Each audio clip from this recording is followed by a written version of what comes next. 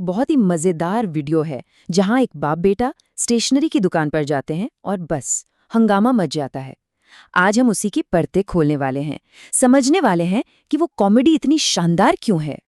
तो जरा सोचिए, किसी पेरेंट के पर्स के लिए सबसे खतरनाक जगह क्या हो सकती है?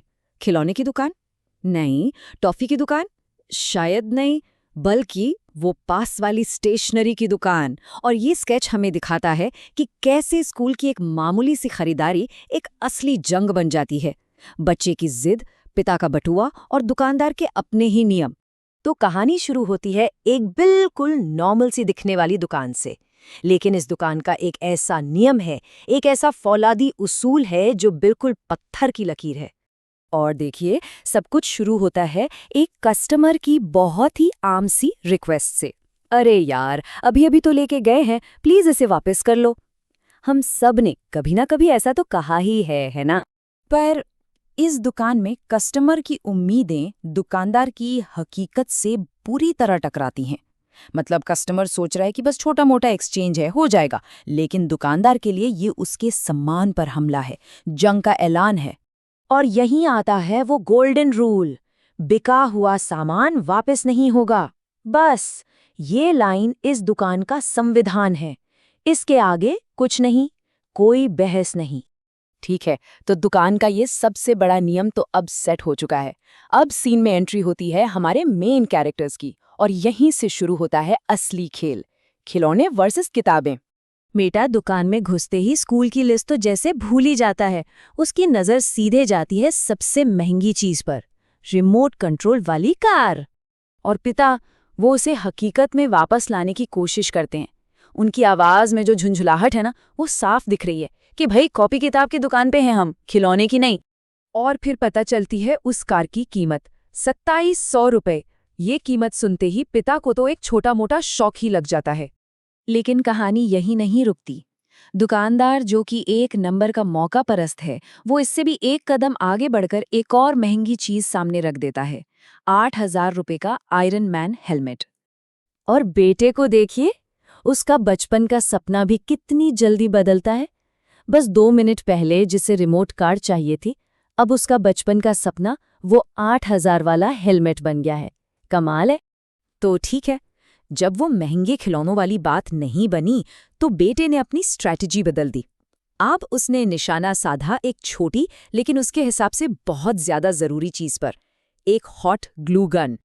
और यहाँ वो बच्चों वाली नेगोशिएशन की पूरी क्लास लगा देता है। देखिए कैसे, पहले तो इमोशनल अपील कि ये बच्चों के लिए बहुत जरूरी है, फिर इंटेलेक्चुअल एंगल कि इससे बच्चे का दिमाग तेज होता है, फिर तो हद ही हो जाती है, वो अथॉरिटी का इस्तेमाल करता है कि मोदी जी भी यही कहते हैं।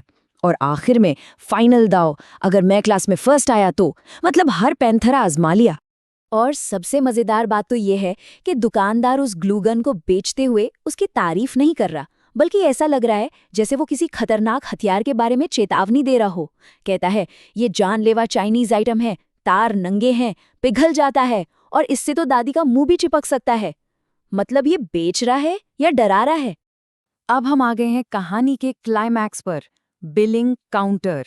यहाँ पर जो भी टेंशन अब तक धीरे धीरे बढ़ रही थी, वो बस अब फटने ही वाली है। तो बिल आता है और पिता देखते हैं कि दूसरे बच्चे का बिल है 3500 से भी कम, और उनका बिल है लगभग 6000। वो एकदम हैरान है कि भाई इतना फर्क कैसे हो गया। और फिर बिल की वो मिस्ट्री सॉल्व होती है। पता चलता है कि बिल में वो रिमोट कंट्रोल कार भी जोड़ दी गई है। ये सुनते ही पिता का पारा चढ़ जाता है कि भाई ये कार बिल में डालने को कहा किसने था।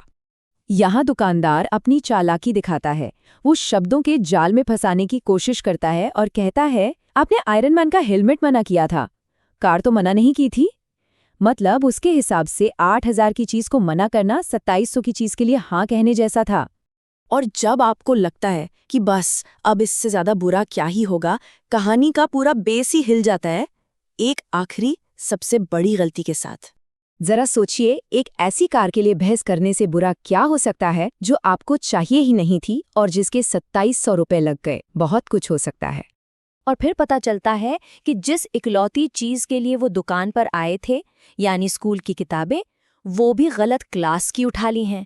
लेनी थी 8वीं की और उठा ली हैं 7वीं की। और बस इसके बाद तो ब्लेम गेम शुरू हो जाता है। दुकानदार कहता है बेटे ने 7th बोला, बेटा कहता है उसने 8th बोला, और पिता बेचारे सदमे में हैं। लेकिन इस सब ड्रामे का कोई फायदा नहीं है, क्योंकि दुकान का नंबर 1 रूल क्या था? कोई रिटर्न नहीं होगा। तो इस कहानी का कोई समाधान नहीं निकलता, बल्कि ये पूरी तरह से एक सिस्टम फेलियर पर खत्म होती है। पिता पूरी तरह से हार मानकर अपने बेटे को घसीटते हुए ले जाते हैं और कहते हैं, चलो घर, अब ठेला ही चलाओगे तुम। तो आखिर में सवाल यही है, क्या एक अच्छी कॉमेडी का अंत एक पंचलाइन से होता है, या फिर इस वादे के साथ कि हंगामा अभी और भी मचेगा? इस स्केच की असली खूबसूरती इसी बात में है कि ये खत्म नहीं होता, ये बस रुक जाता है। ये पेरेंटिंग के उस कभी ना खत्म होने वाले संघर्ष को दिखाता है और हमें सोचने पे छोड़ देता है कि घर जाकर क्या हुआ होगा।